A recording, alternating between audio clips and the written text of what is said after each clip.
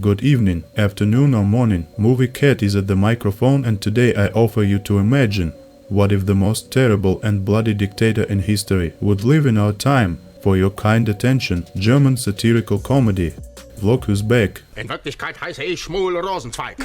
And in order not to lose this channel, I recommend you to subscribe. Hitler comes to his senses, lying on the ground between the trees. He looks into the sky and does not see enemy planes, and also does not hear the thunder of artillery, assuming that the enemy is simply taking a break. Suddenly a soccer ball flies towards him. Hitler rises to his feet with some difficulty and sees the unusual-looking building. Three teenagers then approach him to ask him if he's okay. In response, Hitler asks if the guys have seen Martin Bormann. Hitler looks at them and thinks that they are the future of the nation, and also wonders where the road was. At the same moment, next to him, unsuccessful journalist Fabian Sawatsky and a cameraman are conducting some kind of local report about teenagers, and at the edge of the frame, they capture the figure of Hitler. He raises his uniform cap and decides to head to his bunker. Hitler goes out into the street and, to put it mildly, is surprised at the sight of people on hoverboards or the flashes of strange devices. It seems to him that people have gone crazy. Hitler asks himself, hasn't he slept through the victory while in a coma? He is not at all aware of what is happening around him and decides to urgently figure it out. But nobody wants to tell Hitler where the Reich Chancellery is. People are pushing and poking him, it seems, with photo cameras right in his face. Something is clearly wrong with this place. Leaving the crowd behind, Hitler approaches the woman and asks what day it is. But she gets scared and sprays pepper spray into Hitler's eyes. Having almost lost the ability to see normally, he decides that it's time to read a newspaper and goes to the kiosk window. Hitler is totally shocked when he sees the date at the top, October 3rd, 2014. He loses consciousness.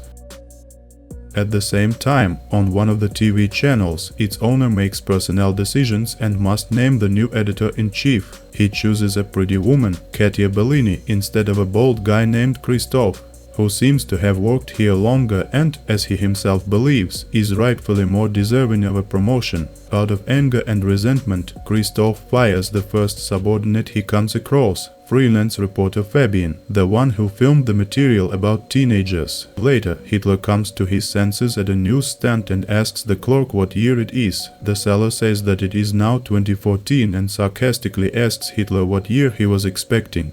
1945 or what? Confused, Hitler asks the seller if he has kidnapped him. He also suspects that this is all some kind of dirty trick of the enemy intelligence service. The seller wonders if they might be filming a documentary nearby, mistaking Hitler for an actor. The kiosk keeper notes that his interlocutor looks exactly like Hitler. To this, Hitler replies that he is the real Hitler. The seller decides in front of him is absolutely a madman. Hitler notices a Turkish newspaper. The seller explains that this product is for his many Turkish customers. Hitler is amazed by the presence of the Turks in Berlin. He then starts collecting information from newspapers. It becomes clear that the war was lost far in the past and the country went to, as he believes, a clumsy woman with the appearance of a weeping willow. Hitler is annoyed by many things: weak Democrats, bad ecology, the existence of Poland. The war was in vain, he concludes. Evening comes, the seller closes his kiosk and tells Hitler that if necessary, he can hang out at the kiosk for a couple of nights, unless, of course, he steals anything.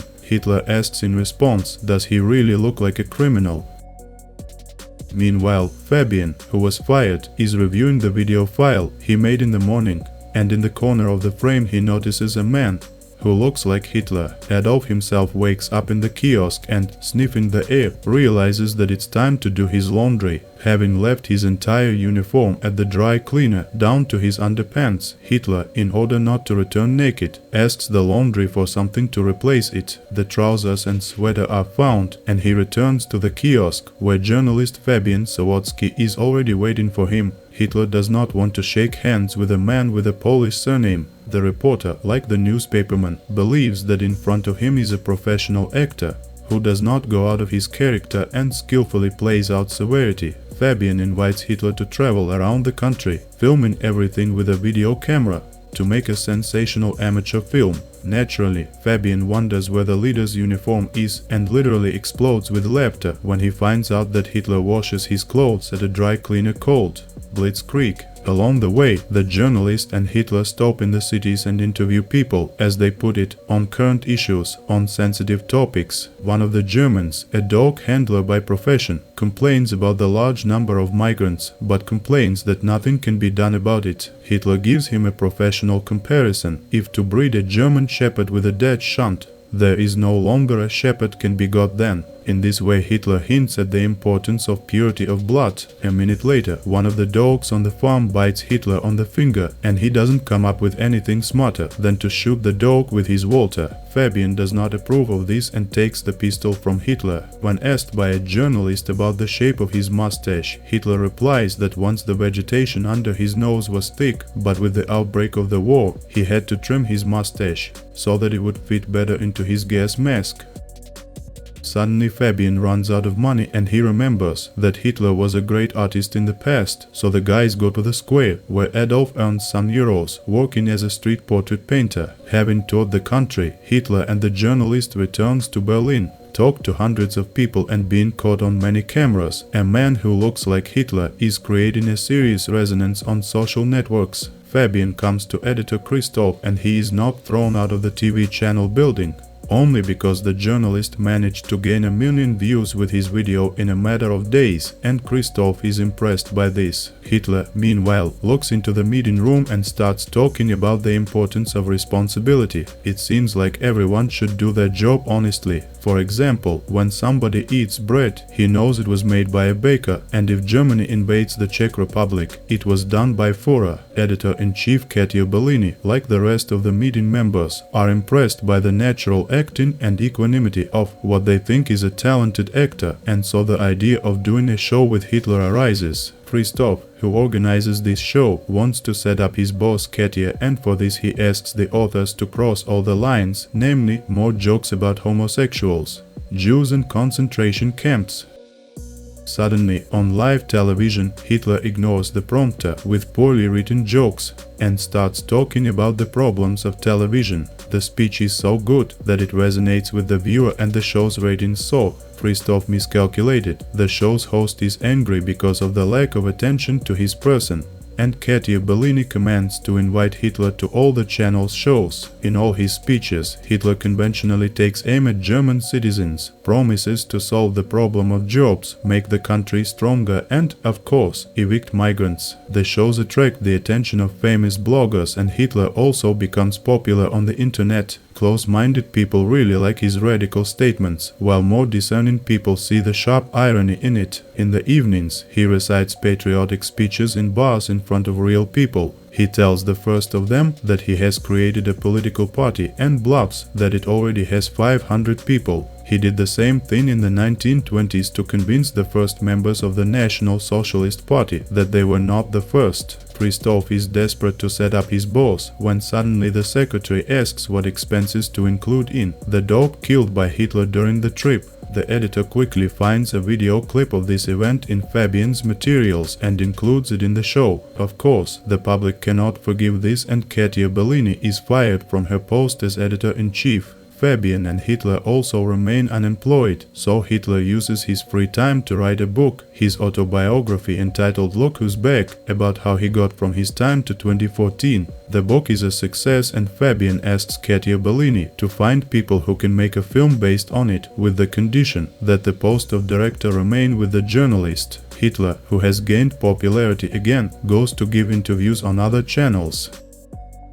Christoph, who had tricked Katia Bellini, took control of the channel, but lost his audience with the departure of Hitler. In 3 months, the editor-in-chief lost ratings and advertisers. Having learned about the upcoming film, he decides that the channel should participate in it and comes to the set to offer director Fabian Sawatsky cooperation. Before making a deal with the real Fabian, Christoph encounters an actor wearing a rubber mask that looks exactly like Fabian's face. Hitler and Fabian are happy with how things are going, and they go to celebrate with Fabian's girlfriend. Suddenly her grandmother sees Hitler and becomes hysterical. The grandmother shouts that it was he who burnt all her relatives. to Fabian's assurances that this is an actor and that everything they have planned is being done as a joke. The grandmother replies, "Then, in the past, everyone made fun of Hitler too." At first, the old woman's fear is conveyed to Fabian. The journalist decides to review his first material, and he sees Hitler in the corner of the frame. But when he rewinds, something like a dome becomes noticeable. The assumption that Hitler is not an actor, but a real one and has been transported through time, grows stronger when Fabian finds a memorial plaque at the site of his appearance, historic site of the Führer's bunker. Meanwhile, Hitler is being beaten by neo-Nazis. Katia Bellini goes to visit him in the hospital. There, Fabian intends to meet her, extremely excited by his discovery. Unable to control his emotions, he shouts that Hitler is real, which forces the woman to call the orderlies. Fabian tries to escape from them.